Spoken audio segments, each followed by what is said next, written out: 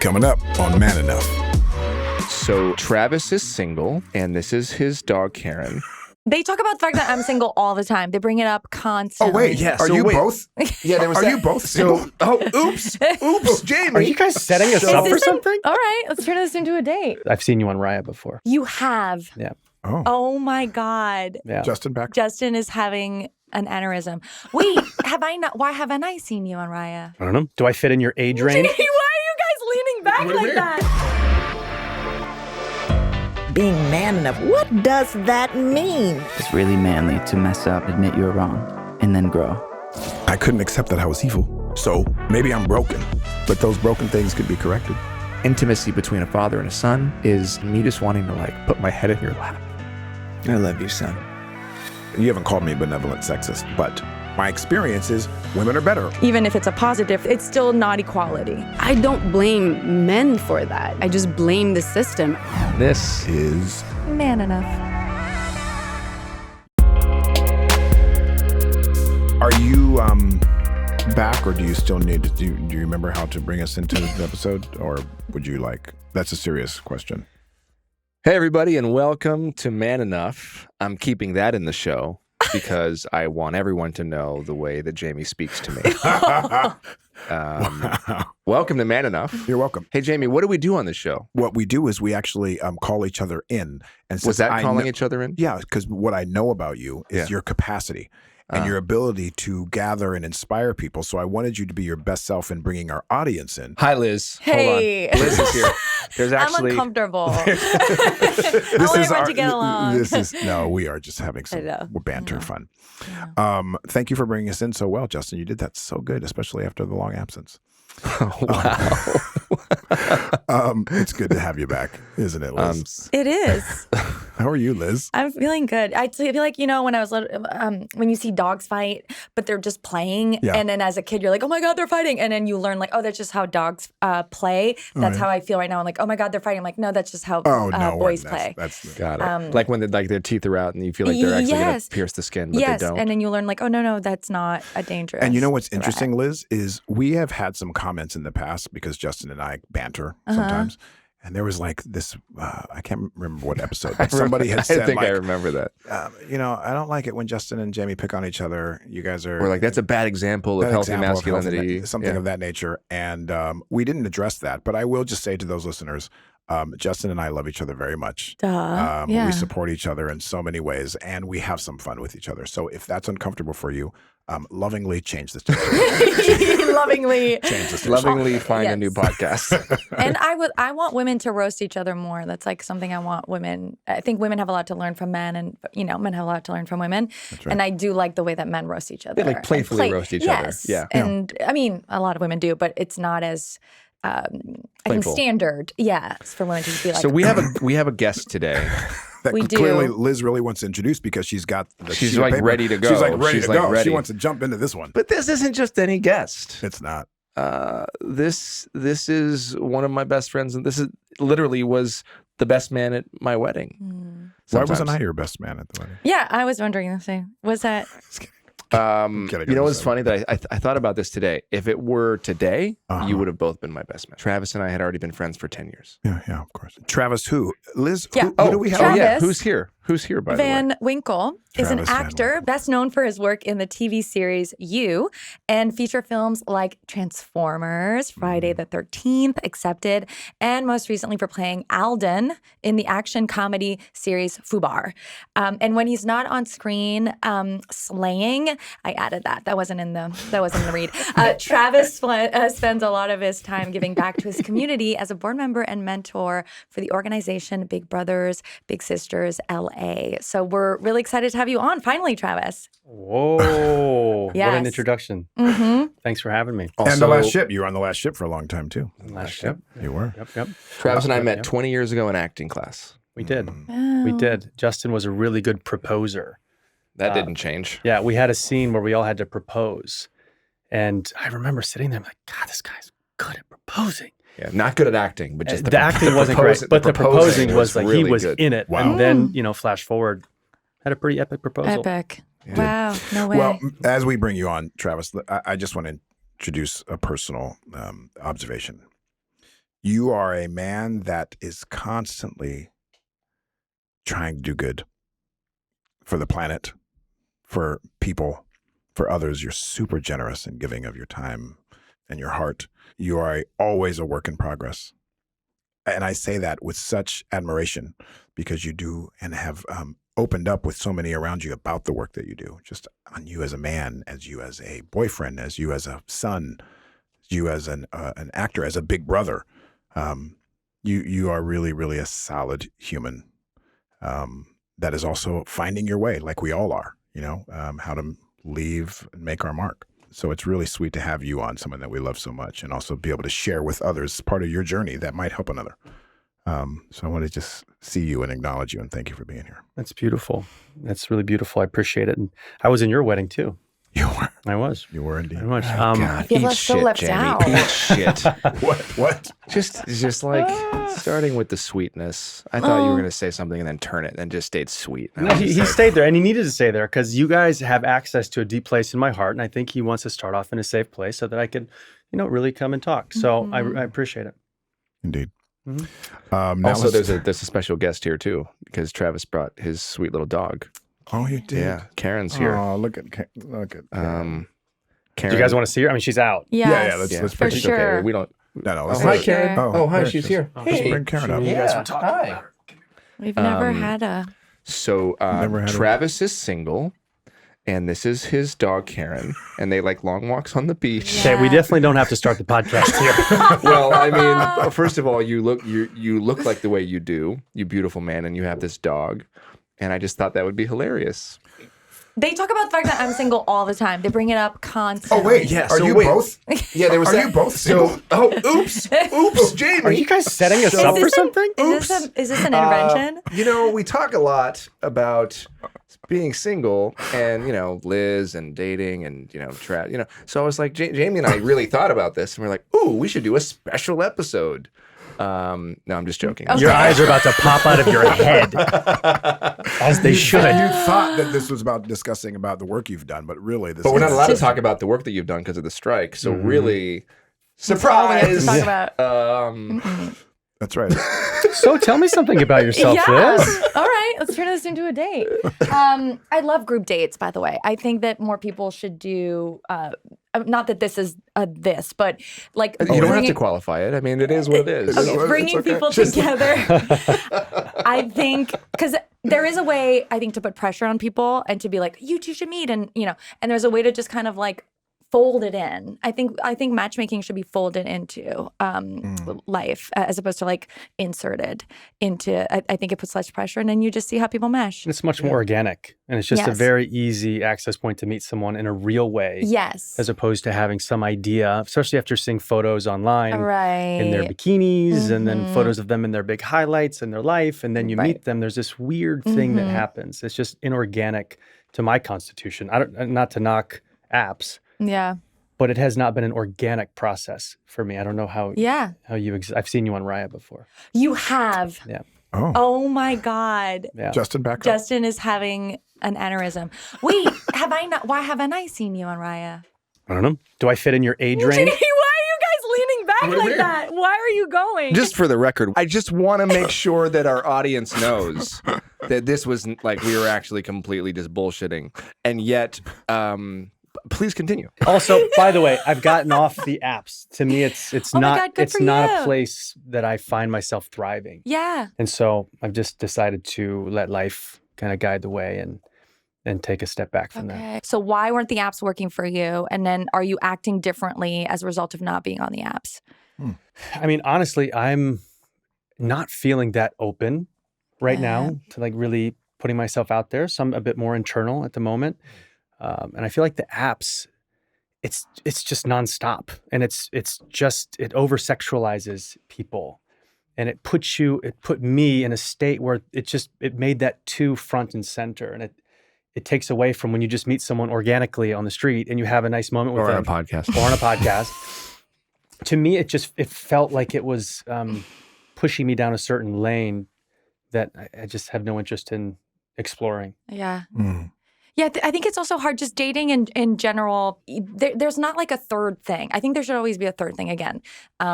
You're going to see like a play or you're again at a party with a friend so that there's like other things going on. When it's just the two of you on a date, that's why, or even group dates I think are more fun. It's just, that's all you have to talk about. Like you're just you end up kind of interviewing each other. Yeah, it's not natural. It's not natural. That's not how we actually meet people in the world. Exactly. And before, I think Me Too particularly, I think when it was more acceptable also to have kind of workplace romance and that's where a lot of people would meet at work. And I think it's still possible, but it's a little bit more complicated now.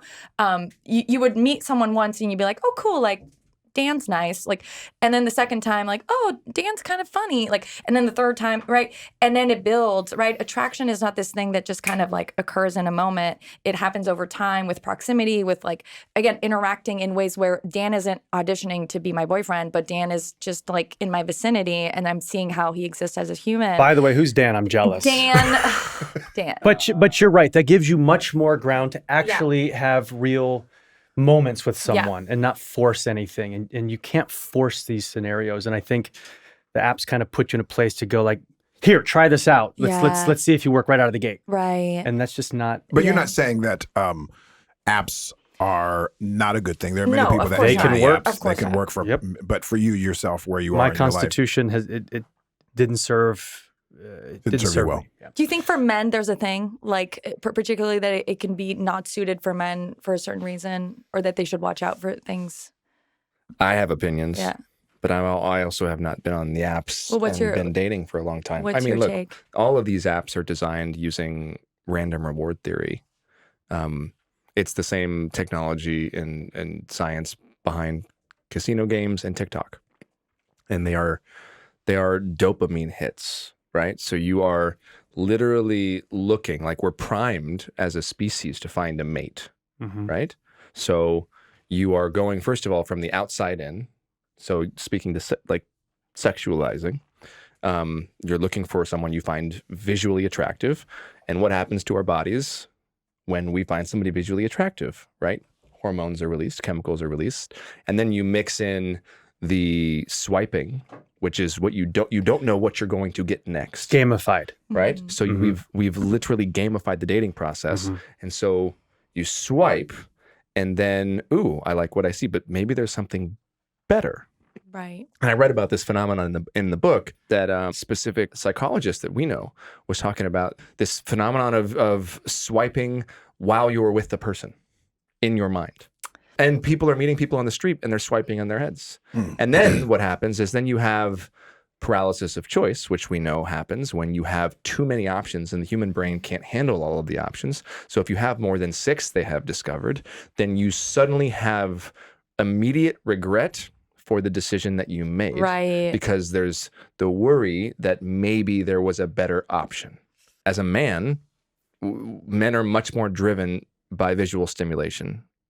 I think in general, like this is science. This is not just like me just saying this. And I don't think it's the healthiest thing in the world, right? Especially we have been dealing with porn addictions and boys finding it at 8, 9 years old now. And now we're talking about dating. Now, all that to say, my sister-in-law found her love of her life on one of the dating apps. Right. And it works for people. Right. You just have to know your own self, know your limits. And like, I love what you're doing, Travis, is like, that's not really working for me. It's not working for finding what I want in a partner. So I'm going to take a step back. It was becoming a point of distraction.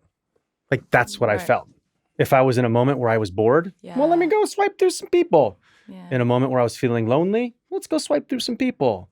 And it was just something that I was using to avoid. Like really. Amazon. Yeah, it's it's like retail therapy. Sure, I've used Amazon for that.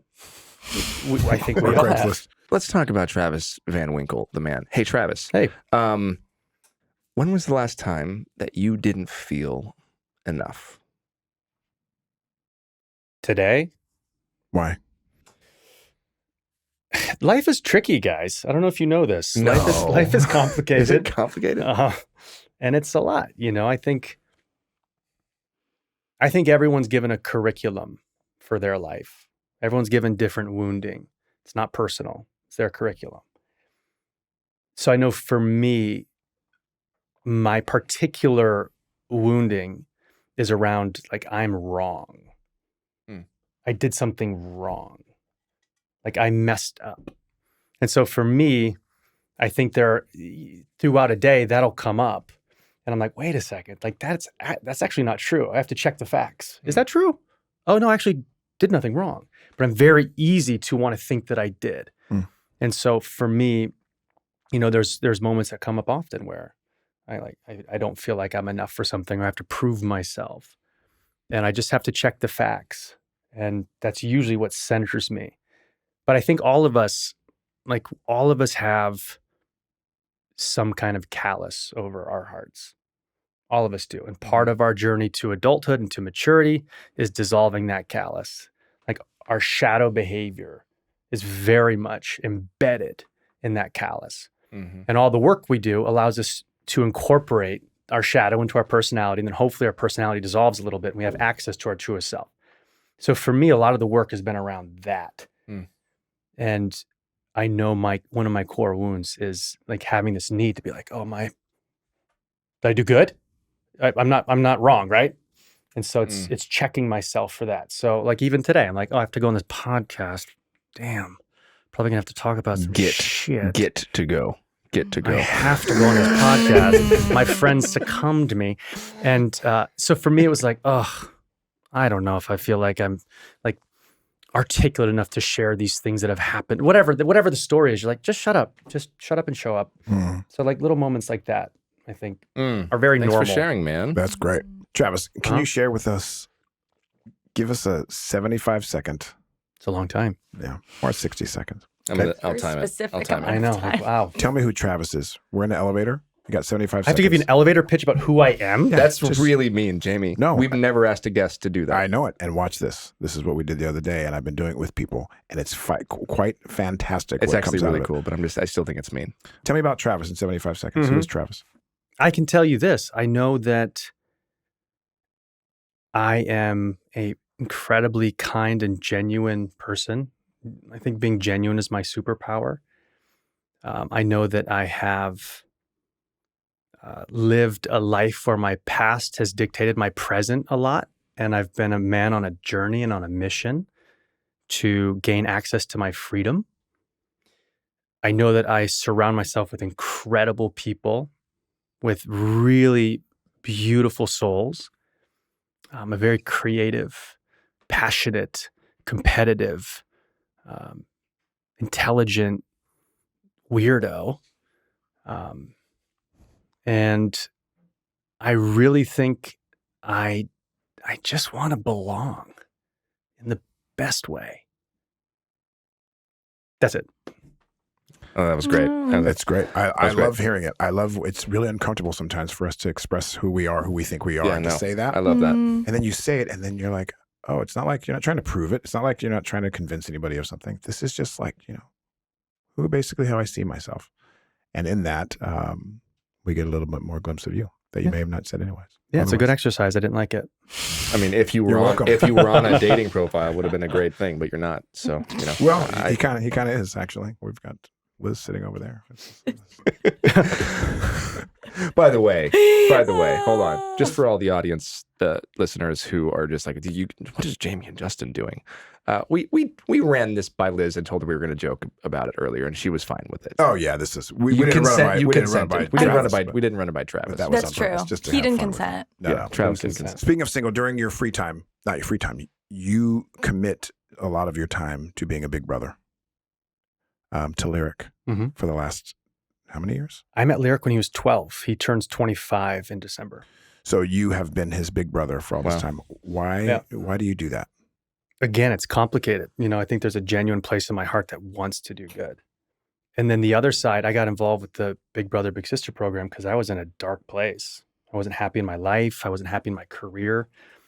And I had started to surround myself with some really great people that were really hell-bent on giving back and making a positive change in the world. And I had an acting teacher say, hey, get off yourself. Go be of service. And she had a student in her class that was Big Brother of the Year that year. And so she sent me to Big Brother, Big Sister. And it was an amazing experience because you have mentorship. Everyone has had a mentor. Everyone has had multiple mentors.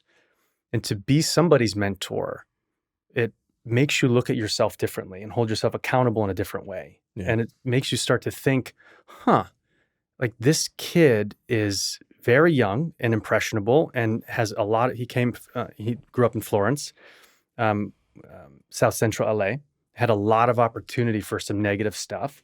So there was a lot of responsibility I felt to how can I guide him to avoid some of these pitfalls that might be present.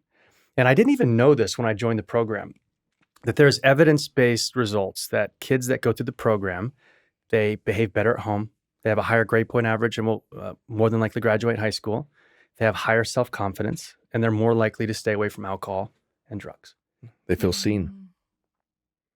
And so that's been a big part of my healing through the process, is seeing Lyrik, not judging Lyrik for anything. And I created such a safe space for him to be able to express everything. That kid has cried on my shoulder so many times, and every time I thank him for it. And it's such a beautiful experience. It's taught me so much because I've, for much of my journey, I have been really hard on myself, and I've really, really hurt myself badly inside and have not been the most self-welcoming. And so to have a practice ground to be able to practice welcoming someone for all sides of themselves it's one of the routes that's been helpful to get me to where I am today. So service, it's a win-win scenario. Do you think in some ways you were getting a chance to give Lyrik a lot of what you didn't get? Yeah, very much. Very much. I think it was an opportunity for me to heal a lot of those aspects in myself that I felt there was a gaping hole. Certain things I didn't receive as a child. Again, not personal. My curriculum, like it's not personal. I made it very personal for many years. Yeah. You made it. What do you mean by against my primary caregivers? There was like some resentment I had. There was some anger I had. There was some blame I had. There was all these things that I had, and I made it very personal. It's not personal. We're all human, and we're all going through it. And to raise kids at a very young age, I would have not done a great job at that. Yeah. And my parents did an incredible job. But they had their things they were working through. And so there was some... Like all parents. Like all parents. So there was some blind spots. And part of my curriculum has been building those things up. And, I feel like Lyrik was one way that I was able to really actually have something outside of me where I could put that into. But secondly, I was actually thinking about this when I was 29 and like almost 30, I felt like really depressed and I felt really low and I felt like I had this inner turmoil, like I was at war. Was that when you went to India? This was before. Okay. This is when I went to Joshua Tree and I fasted and I went to go be in silence by myself and I ate apples and dates and I just went out there with a tent. And nature will give us the best lessons if we listen, if we're like looking for them. And I had put up my tent, and our journey is inextricably linked. So I know that you went. Because I did Joshua Tree. You went after. Right after you. Yes. Yeah. And so I know that there's a story about my tent, and it might be your story, but I think it's my story, but it's a perfect metaphor for this process. So I got to Joshua Tree late. I put up my tent and thought everything was great. On the outside, the tent looked perfect. I go to sleep. I wake up. The tent has imploded on itself. So for whatever reason, the structure wasn't in place. So my journey through my life, that structure wasn't in place for big self Travis. And I've been building that structure for the last 15 years. And that's been a part of my journey. And Lyrik has been an essential element of my story in that rebuilding process. And you keep referencing your curriculum. I think that's such a cool way to put it. What is that term for you, and what does it mean? It seems like it's what you've kind of almost like a state of the union for yourself. Yeah, my brother says it. Okay. And my brother's the smartest guy in the world, and I just love him so much. And so there's a really cool synergy we have. But I think maybe karma, like certain people have their karma. We each have our allotment in life. There's certain challenges that we're presented with. Yours are different than mine. Yours are different than mine. They're supposed to be. Mine has been truly around intimacy, vulnerability, safety, security, like building up a sense of identity and self. It's been a big part of my journey. And I'm sure other people can probably relate to mine as they could probably relate to yours as well. But I say that because that's been my mission. I haven't known that's always been my mission, but it's been my mission to build this inner structure that can hold itself up to where I actually feel like I can welcome myself, all sides of myself, even the sides I don't prefer, and I think, so curriculum, it's what I'm working on all the time. It's like if you believe in God or a higher power or the universe or whatever you believe in, it's like that was given to you, your curriculum that you're going to have to navigate and study over the course of your life. Like it's the set of circumstances, your lesson. So that means that your tribulations and trials and traumas are your teachers. Yeah. In some ways. I like the idea of a curriculum. We oftentimes think about it as like these things are our teachers. And so teachers give curriculum. That makes a lot of sense. And how has all that affected your relationships with women? Do you feel like that's where it showed up, those lessons that you needed to learn? Or was it more your career? All of it. You call in wherever there that gaping wound is. Like that's where your pain body is affected the most there. And so I called in a lot of lessons into my life to help me understand what that was. And that's unconscious. But I feel like intimately in my relationships with women, I've invited women into my tent and it's imploded on itself. And so my journey has, the women that I've been blessed to have loved me and to have loved have been my greatest teachers. Wow. And it's been, it's cost me a lot because I've hurt them. And, Jamey's been a big inspiration for me because he's always owned his mistakes. Always. Jamey's been, I remember his 50th birthday. You had this great speech about how you're not going to hold on to this stuff anymore. And you've worked through it. You've made amends.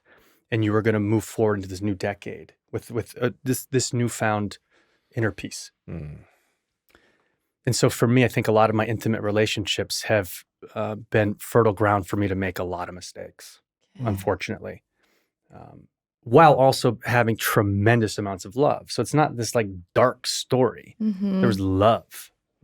Love was leading and guiding it. Yeah. But it's been a process. It's been a journey for me. I would love if you're open to it, because you have 3 men right now on this podcast called Man Enough. One of the things I think that it would be awesome to explore on this show is male friendship and what that's like. And I don't know, are there questions that a woman has about very, very close male friendships and maybe challenges that have come up in our friendships? I mean, we had something come up, and I don't know if you want to talk about this, but we had something come up where over the course of our 20-year friendship, there's been a lot of times where Travis has been like, hey man, you did this thing and it made me feel this way. And I'd be like, oh man, I'm so sorry. And then it would come up again. There was one point when we were 22 years old and he broke up with me. Oh. He wrote me a letter and he broke up with me. We had a breakup. I wrote him an email about all the things I didn't like about him. And what were give us the list. Oh yeah, wait, it wasn't a letter, it was an email. But I'm just saying, an email. like, so there's, and it's a two-way street. She wants the I'm list. like, what? Look. Because I didn't know men had friend breakups. Hold on, but what I want to get to to, the Roman Empire. What I want to get to is, here we are, these men who are very, very, very, very close friends that know so much about each other, and we've been through a lot together. And in many ways, our friendships are like a marriage. Like, I think for me, I don't think of our friendship and like, oh, one day we're gonna divorce or break up. I work on it. We're not gonna have kids either, right? I don't think so. I approach our friendship the way that I would approach a marriage, which is like, I value you enough to want to work on it. Yeah. So when you come to me and you're like, hey man, I'm feeling this thing, I don't like, nah, dude, I don't have time for this. It's like, no, like, okay, let's dig in. Let's go deep. And that's something that I don't know if I see that often. So I just bring this up because here you are as a woman. There's so many people listening. We're very close friends. We've had our fights. We've had our arguments. Yeah, I mean, we can talk about anything like that. I've even recently I brought something up to Justin where there was a moment where I wasn't expressing myself candidly, and I felt like I was holding back from being myself around him, and it bugged me. Like, why am I not fully expressing myself? And I happened to have my therapy session the next day, and so I started off my therapy session saying like, let's talk about this. I want to break this down because I care about this relationship and I want to be my most authentic self. So something's in the way. And so we dedicated about 20 minutes to like break this down. And it was a very enlightening conversation. And I really appreciated the reflections I got back and felt like I learned a lot. And then I reached out to Justin and I was like, hey, can I send you my therapy session? I was like, it's like 16. True story. It's like 16 minutes long. It was 20 minutes long. It was 18 minutes. But I was like, it'll give you a real glimpse into understanding me. And one of my main goals is like, I just want to apprentice people on how to love me. And I want to be apprenticed on how to love you. And it was just an ask. So he sent me, so I said, yeah, I would say we can talk about it or you can send it to me, whatever you're comfortable with. And he sent me the first 20 minutes of his therapy session. About you? About me. About our friendship. Yeah. And it was really about me and the things that had got intertwined into our dynamic that weren't necessary.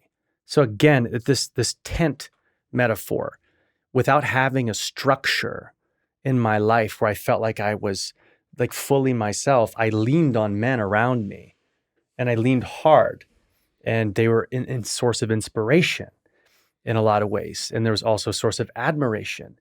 And then you bring in, these men are very elevated and righteous men and men of God, and you bring in religion to it. And so all these things kind of like get tangled. And there was some psychological knots that I had around our dynamic that had accumulated over time. What was the thing? So I went through, when I was 15, I started drinking and I started smoking pot. I'm a very sensitive guy in general. And some of the behavior that I took on as a child based upon, how I was raised, it imprinted very deeply on me. And when I started to drink and smoke pot, I feel like I imprinted that even deeper on me because I stopped like really being true to myself. Okay. So at 27 or 29, I got sober for 4 years. And I was around a lot of people that we were together the night you made that choice. Wow. And I made that choice one night, and it was in Mammoth. Mammoth, yeah. And I was around a community where everyone was like, we don't do this stuff. We have so much fun. And so I'm like, what? What do you mean? And so I started to think about it. And I made that decision. And I remember, I made it that night, New Year's night. I woke up the next morning and thought, no, I don't have, like, what? That's stupid. Why am I going to stop doing that? And I'm like, whoa, that's some real resistance. I'm committing to this. Started off as 30 days, went to 6 months, went to a year, went to 2 years. After 2 years, he's like, why are you still counting? And then it naturally changed. And after about 3.5 to 4 years, I was like, wow, I feel like I actually want a beer. I just finished building a school in Haiti with my best friend, Skylar.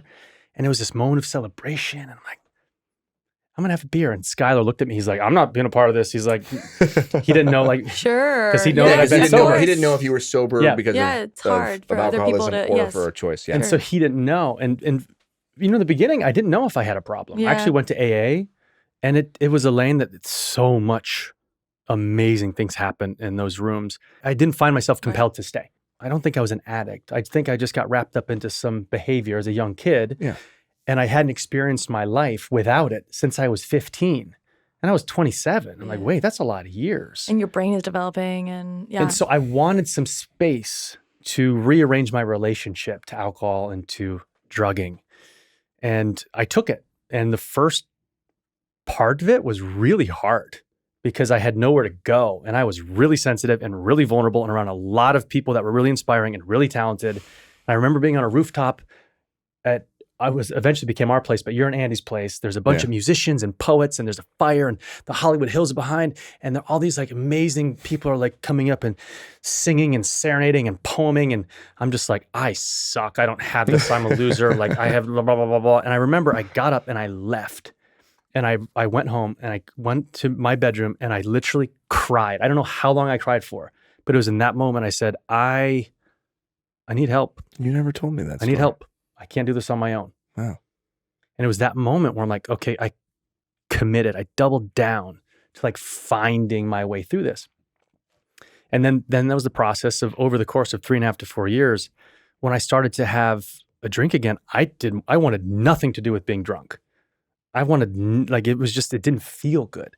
And I started to rearrange my relationship to alcohol and to drugs. And I started to smoke a little bit of pot again. And it was like, I felt like in part of me was like, I don't know about this, but I kept wanting to do it. Over the course of that time, I was very judgmental of others that drank and smoked because I was able to take 3.5 years off. Mm-hmm. And I had this weird judgment around people. People can have a healthy relationship to alcohol. Exactly. People can have a very healthy relationship to these things.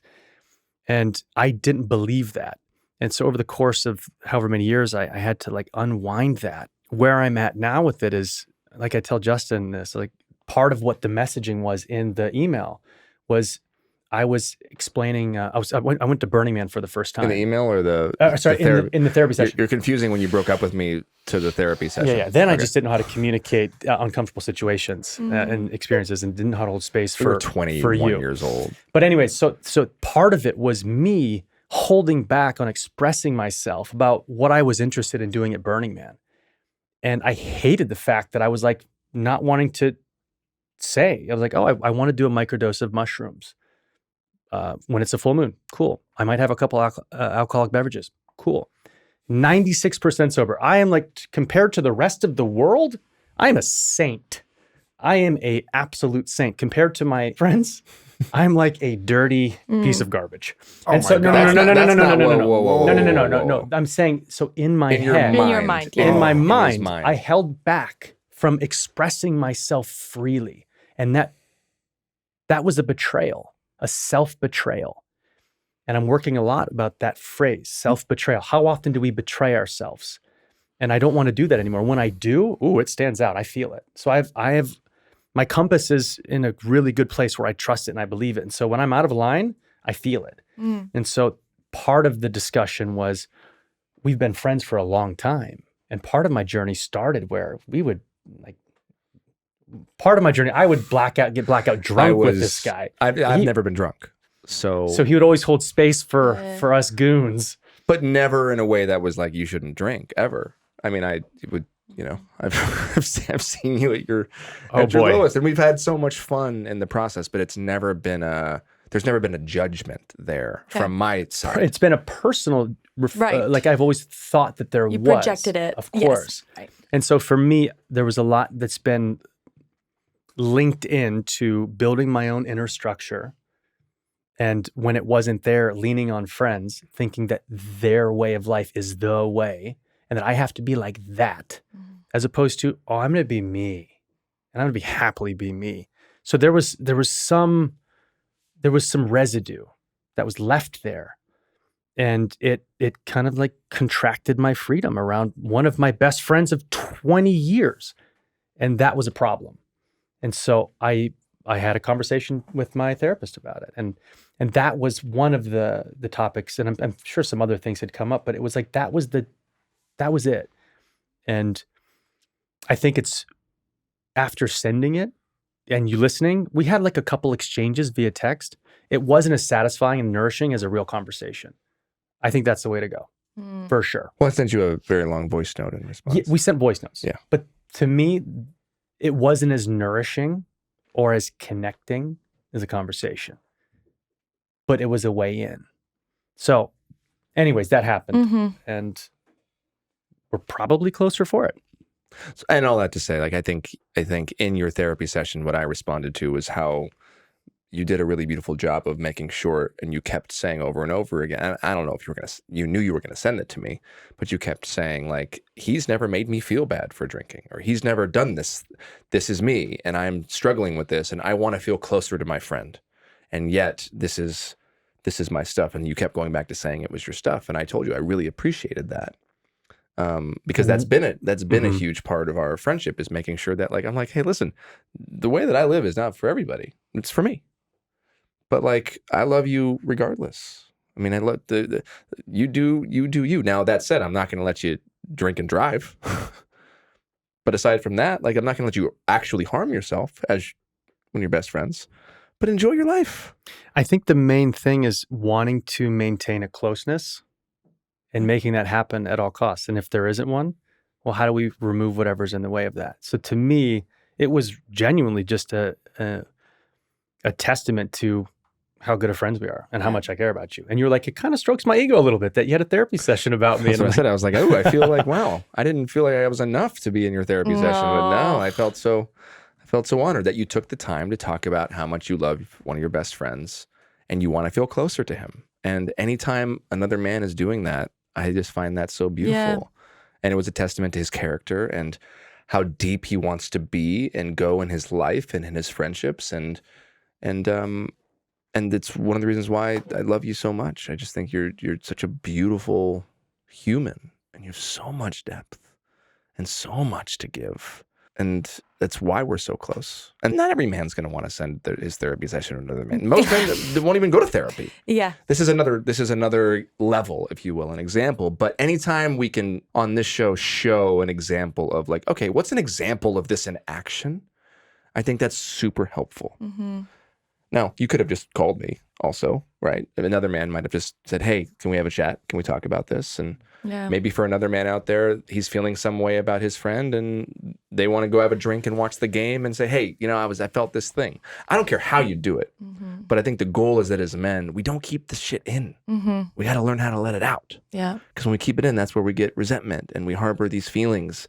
Or we end friendships. Like, I feel like I'm so bad at talking about my friendships. I talk about it in therapy, but I'm very bad at bringing up conflict in a way that I think if I was in a relationship romantically, or when I am in a relationship romantically, I'll bring it up because it's like, oh, we have this issue. But with friends, there's this like feeling that it should be fun and easy, and that if you're upset about something, it feels like you're being too intense or something. So I feel like I've ended friendships instead of doing the thing of just sending you the therapy session. But this pivots into something I really wanted to bring up, and a question that I have for Travis and all of you. Yeah. How often do you think about the Roman Empire? We're going to start with Travis.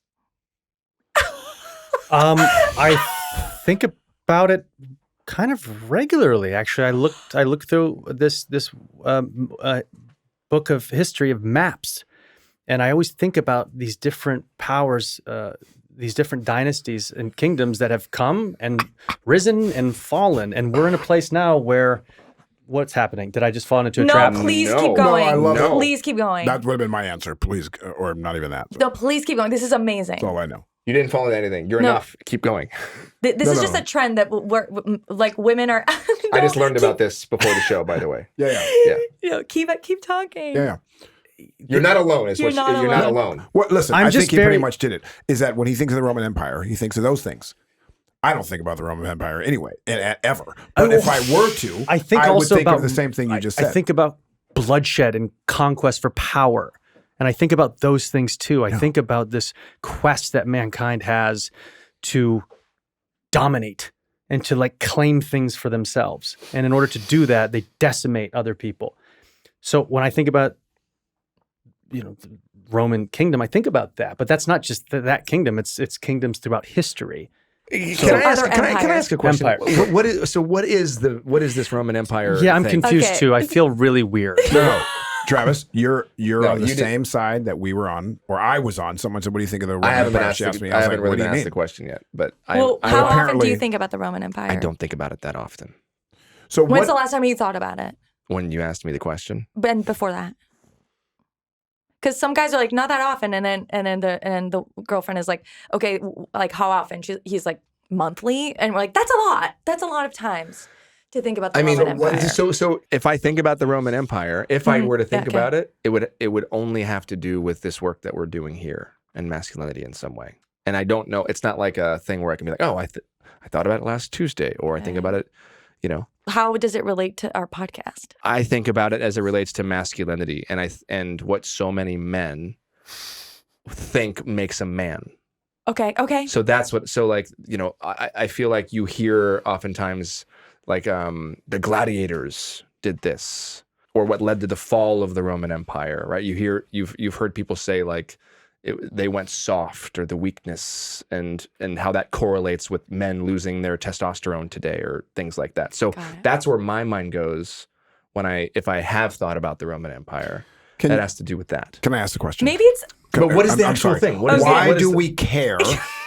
about being asked a question about the Roman Empire. I just honestly, I want to know what is this reveal So about angry. us? No, it's not Because it angry. reveals No, something. you did look angry when you said that. No, I'm confused. No. Jamie's angry about the Roman Empire. Well, Why what do is you this think a it trend reveals on TikTok? What do you think it reveals about you? This is on TikTok. There's a trend Yeah, on this TikTok. is some Got it. trend. Okay, I'll just tell you, and then you can analyze it. All right. Okay, tell So us. there's a comedian. It started with a comedian on stage telling a crowd, saying to women, you have no idea how often your husband thinks about the Roman Empire. You should ask him.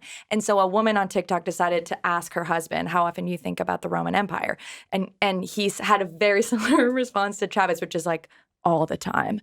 And then going into an amazing, just litany of times and concepts and terminology from the Roman Empire. And so then it prompted women to do it to the men in their lives or text them, friends, boyfriends, brothers, dads. And so it's become this kind of trend of why are so many men thinking about the Roman Empire, which is, I think, a really interesting question for us. Maybe it's in our consciousness, and because we think that our culture and civilization is about to collapse. Maybe that men are like, oh, are we? But why aren't women? I think about that too, and I'm not thinking about the Roman Empire. Go ahead, yeah. So then, and then the counter trend, right? The trend that went off the trend was, what is women's Roman Empire, right? Like, what is the thing that women think about all the time that men don't realize we think about? And one particular woman, the reason why it all don't say relates back Kardashians. To here, no, Oh, okay. That's so sexist. Sorry. Travis. Sorry. It's okay. You didn't do anything wrong. But I feel like I did. No. By your tone. No, because I know that's your core wound, so I don't want you to feel bad about it. But Thank you. no, not the Wow, Kardashians. look at this evolved conversation Yeah. here. I love it. Yeah, that's because we're single. We've done a lot of work on ourselves. So I don't think you're superior because you're married. oh my God. I'm letting it all out. I'm letting it all out. Wait, what's the answer? What is? So there are a few, but one of them, this guy comes into, his girlfriend is on the couch, and he goes, how often do you think about your ex-best friend? And she like turns to him like, and that is a core, I think, thing for a lot of women, because So the ex-best friend is the Roman Empire. It's our Roman Empire, like the friend that you were so close to and that you no longer talk to. Yes. What all about of the women what about are you? nodding. Do you think about your ex-best friend? Okay, all the women on the crew thought about their ex-best friend while you guys were talking. It's fascinating when there's something in the stream of consciousness for a gender. I think it's fascinating that all of the women in this room think about their ex-best friend, which I don't even. The rise and fall of friendships instead of the rise and fall of empires.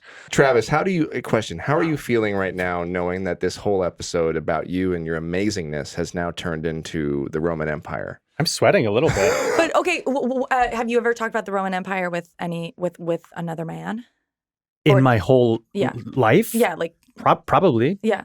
I mean, I would say it's not a regular conversation, but I probably have talked about that with my dad once, or my brother maybe. Okay. Or like we're also history buffs, so we really enjoy that stuff. Travis also did a movie called Meet the Spartans, which was a spoof of 300.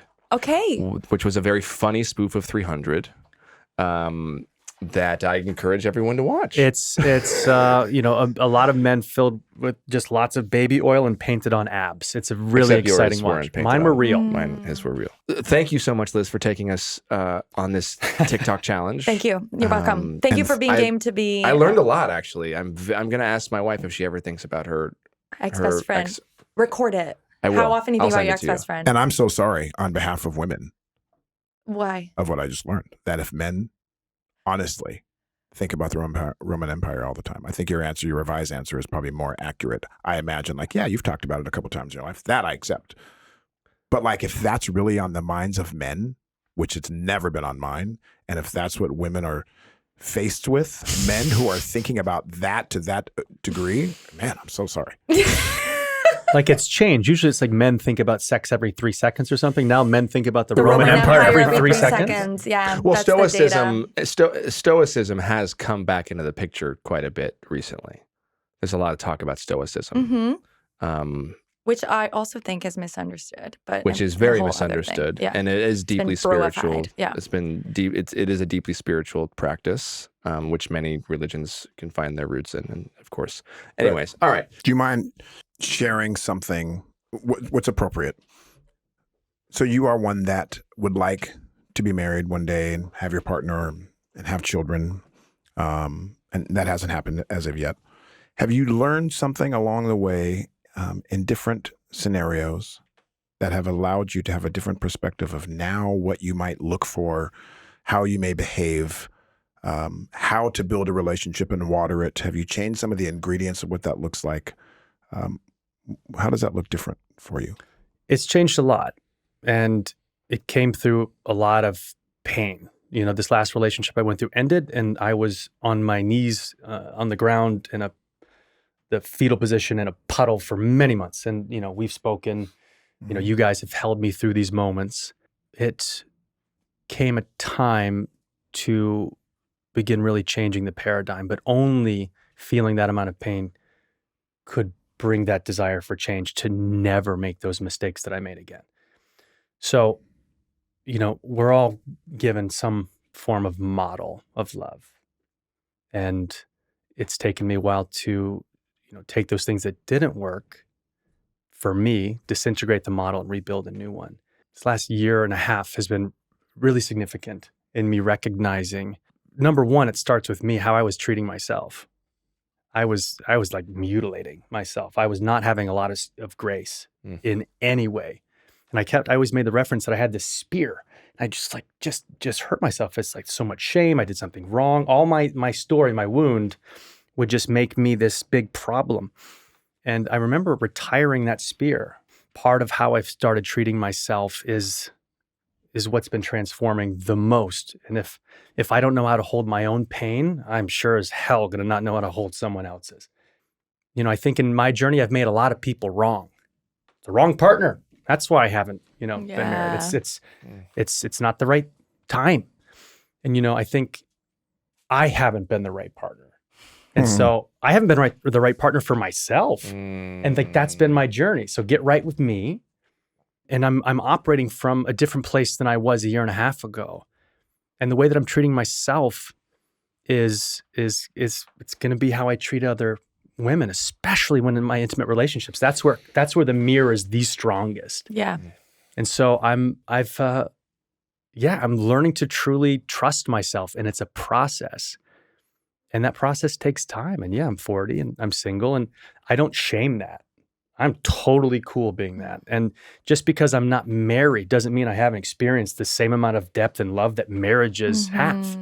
So for me, I don't look at it like I'm a mistake or like, oh, I've must have done something wrong. And part of my journey through being friends with very powerful men that have great relationships and have been fathers is it's very easy for me to go, I want that in my life, but I don't have that. They have that. Therefore, I'm going to put them on a pedestal and create this hierarchy of power and hold myself down, because that's the lane that I've always put myself in based upon my past conditioning. And I had this like existential kink to want to keep like playing that note. Existential kink, I love that. Someone brought that term into my world not too long ago, and it's this interesting path that we create that's an unhealthy behavior, unhealthy lane, yet we're like, well, it's familiar. Like, let's just keep going down that lane, even though I'm like, that's not what I want to do. I love the way you articulate your journey. It's more elevated than it used to be. Not that you were elementary. You call me a piece of shit? No, man. What I'm saying is you can see your work. The work. You can just see it in the way that you articulate yourself. And I think part of it comes to mind is you ask a lot of questions. You humble yourself with your friends and on all different aspects of your walk and like how you can show up better. Even when it comes to race, the way you've always done this, you'll call me, hey, Jamey, you haven't in more recent times, but there was a good period of time where you'd call me like, look, I don't want to burden you. It's not yours to carry. But I'm dealing with an observation and I want to be on the right side. But I have some learning to do and some of this. What do you think about this? And you've always presented it with humility, but also a posture of learning because you want to be better. And it shows in a lot of ways. Here's what I am also not concerned. What I'm looking forward to is you've done so much work, continue to do so much work. It's like someone who's been in school to get so much knowledge so that they can finally build a house. that you feel comfortable and enough that the work you've done is enough and worthy to build the house and start putting brick by brick. And it won't be perfect. My marriage is far from perfect, but I built the house and then I keep going back and then I shave some of the sides to make it, more smooth. That we never arrive. And that you give yourself permission. Maybe you have. So this is not an assessment on you. But that that you, whenever that time is, that you can build that house and be imperfect and some things that are perfect. That you've done the work. You're a great contractor. You're a great contractor. I did go to India a while ago and I did silence and 10 days of it. And I came back from that trip and a thing that resonated with me is I am a forever student. My journey so far through all of my 30s and my relationships, I have yet to feel safe enough within my own self to get married, to start a family, like to bring a soul into the world. That is the biggest decision ever. Mm-hmm. And for me, there's not been this place in me that's like, I'm ready to do that. There hasn't been this thing in me that's like, I'm ready to get married. There just hasn't, that has not come up in me. And, maybe one day it will. Maybe marriage isn't even the thing that maybe it's not. I don't know. Yeah. But my 30s, I'm very glad they're over. And, Carl Jung talks about everything before your 30s is just a dress rehearsal. Mm-hmm. And I think for me, that's been true. So hello 40s. And thank you for those nice compliments.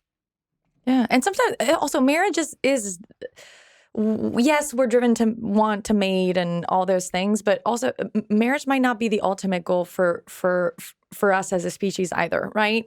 And I think that when you are, again, I love the point that you made about you're single now, but that doesn't mean that you haven't been in many loving relationships. And people who are married now, it doesn't mean that they're going to be married forever. I believe the both of you will probably be married forever because I've met your wives and I think that you have a really beautiful partnership, but you also never know. Maybe this won't happen for me thing. I've recently really released that in the last few months around children and around even marriage. And it's not a thing where I'm like, maybe it's never going to happen for me. Like, it's more like, maybe it will never happen for me. Maybe something better is going to happen instead. Or maybe something different is going to happen instead that I can't even imagine yet. And how exciting is that, right? That it's like saying the same thing, but saying it in a different intonation instead of using it to scare yourself, using it to like excite yourself and hype empower yourself. Yes, empower yourself to be like, wow, how cool is it that I don't know what's going to happen next. There's something to that, though, I think, energetically. By doing that, I believe you are actually taking your body out of fight or flight. Yes. And then you are relaxing and opening yourselves up to it actually potentially happening. Mm-hmm. Like, how many times have we heard that the second that a couple stops trying to have a baby, they have a baby? Right. So I love that idea because you're just reminding yourself that you're enough and that you're okay. Mm-hmm. And that, like, there's a plan. Yeah. And then, boom, your body relaxes. Mm-hmm. It's not if you do go on a date or you do meet somebody, you're not like the interview. Yeah. It's not the awkward. It's like, Gotta it could be fun. It could be this. And then boom, before you know it, you're asking Jamey and I to do the podcast live from your wedding. Wow. It's difficult for me because I would love that. Yeah. We'll do a play-by-play. Yeah. Okay, here she comes. She's walking down the aisle. Do you think she feels enough? I think she feels enough. Karen is back. Hi, Karen. She actually came up when you started talking about like cortisol, and she Oh. Really She interesting. wants to come to her. She wants to come to Uncle Justin. Hey, baby girl. I have to be. I won't. I'm going to refrain Thank you. from responding. You can respond. I know you probably disagree with what I No, said. it's not about disagree, but I should because I'll probably not be very popular at the end of it. Say it. You think what do you I think? think this. Okay. Let me take personal people out of it. Someone that I love dearly, someone that I love Fine. dearly. Yes. As a general rule, 100%, I believe, marriage is a fortress for well-being. That doesn't mean everybody will be married and that they're less than. That means committing oneself to another that mirrors your wonder and some of the things you struggle with. That you learn how to stay loyal to something that you wouldn't otherwise maybe have to. For my belief that you have a spiritual component that also enters the relationship through that kind of commitment. So even though I may have not been married, let's say to Natasha, or and I should feel good with who I am, and that may not be my path, doesn't mean that then I lower the bar of what I think is best for humanity. And I say that gingerly and gently. Mm-hmm. And when we have children, we have seen statistically that children thrive differently when there is a couple that's doing it together. It's a different type of thing. Even if it's just one single mother or single father that has to carry the wonderful burden of raising a child, when you have two that can share that burden, you have more patience, you have help. The child gets to witness collaboration, gets to see compromise. Ideally. Yeah. If it doesn't happen, that doesn't mean the child is, in fact, some of the best people I know in the world are raised by a single mother that are far superior than ones that I know. A lot of presidents, actually. Yeah, it's not a judgment. Yeah. Just because we succeed in one way doesn't mean that there's not a one way that but I don't think proves more fruitful generally. But I don't think the reason why there's a lot of single female-headed households is because they don't value marriage. Agreed. Right? That's my point. That's right. Okay. That makes my point. They could value marriage. They could value relationships. No, but I think a lot of them did or do. It's just that you're equivocating like the rise in single-headed households, or not the rise, but the prominence of it with like this disinterest in marriage. And I don't think that's I'm not saying it's disinterest. I don't think that's what I you think meant. that's how people might interpret it. But okay, I'm just saying, maybe I'm being overly No, it's good. But ultimately, just to wrap my You're thought saying up, if you're going to go on a road trip around the country, there's a certain vehicle that will get you there in the best way. So going through this journey of life, this long road trip of life, there's a safety in going through it together in marriage, in matrimony with someone that'll bring you the most growth, the most foundation of security. That'll bring you the biggest chance to understand yourself. That doesn't mean that people that don't have that vehicle will not find their way as well. Of course, there's many paths to get to your destination. People don't have to have God in their life, and they'll get to the promised land just as much as someone who does. But I do think when you have God in your life, Sometimes even more. it even more.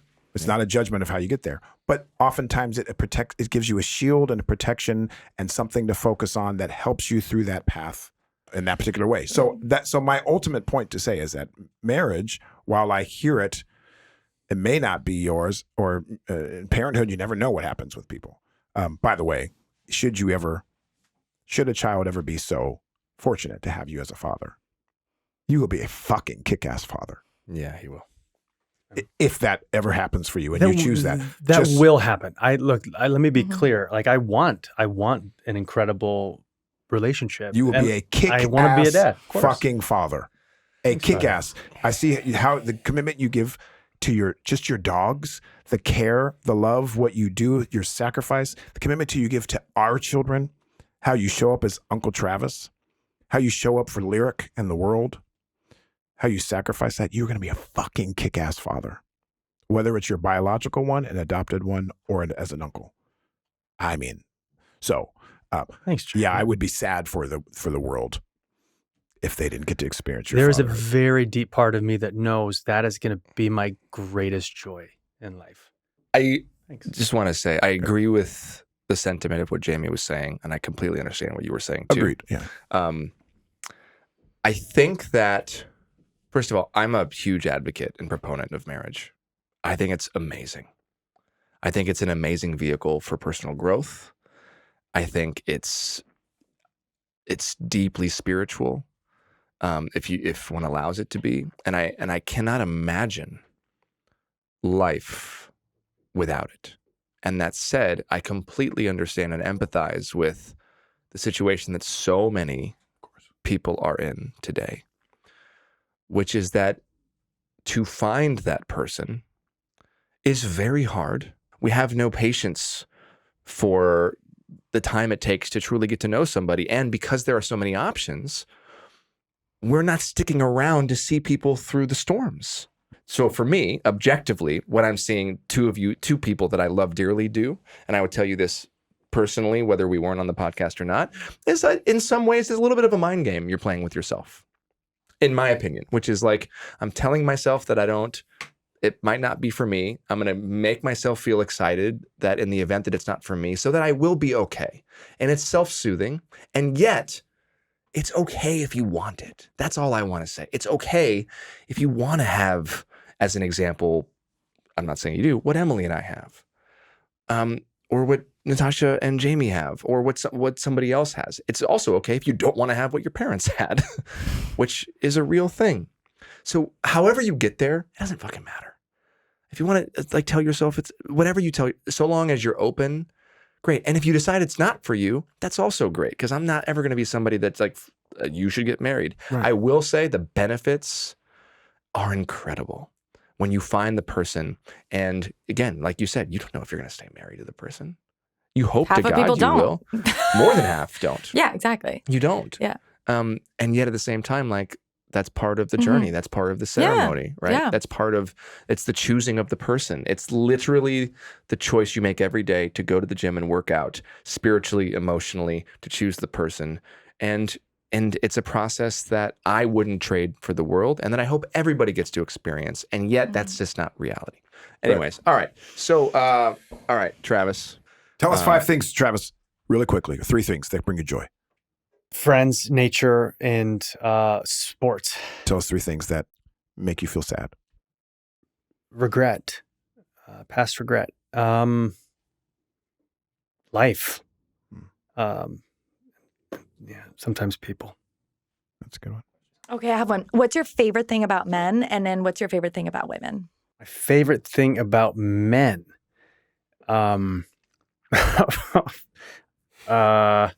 I think men are really wonderful at resilience. There's like a resilience men have that I find it's just a really great quality. And there is a tenderness and ability to hold so much space that women have. That's so admirable. What do you think it means to be man enough?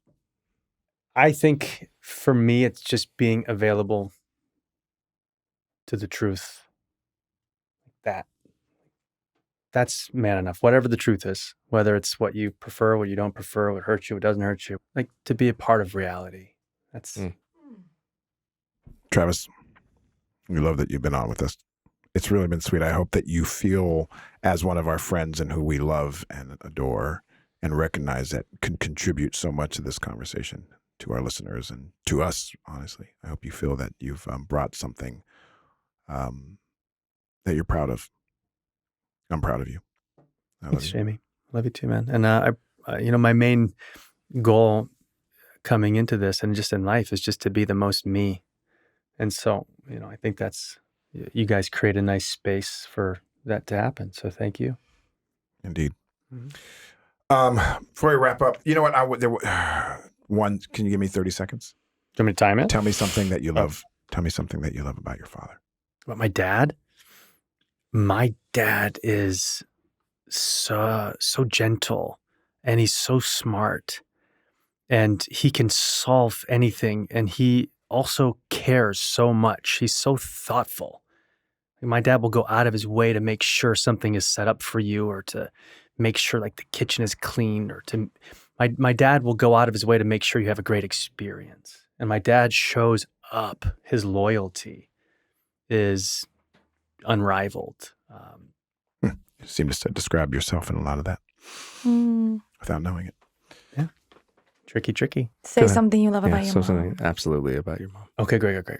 Hi, Sally. Sally. Hi, Sally. We love your mom and dad. So my mom has made quilts for these guys when they have had kids. And my mom is the most genuine person you'll ever meet. She is so kind. She just wants to connect in such deep ways. And she's so talented, but she doesn't know it. And she's always like thinking like, what's my purpose? Her purpose is like she spreads joy everywhere she goes.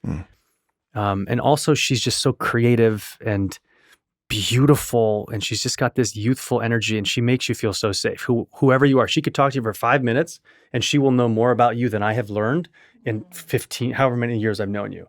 My mom will get that in a conversation. Wow. So she's incredible. Wow.